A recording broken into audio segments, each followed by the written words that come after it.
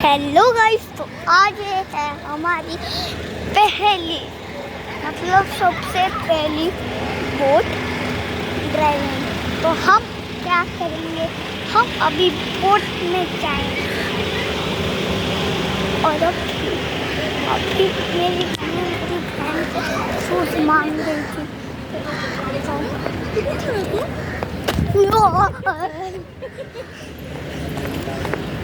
तो ये कुत्ता बैठ डर गया। मेरे को पहले लगा ये पीछे तो देखा और फिर डर के भाग गया। तो हमारी वो रेड शिप बहुत खतरनाक होने वाली है। ये इधर देखो। हाँ ये तमी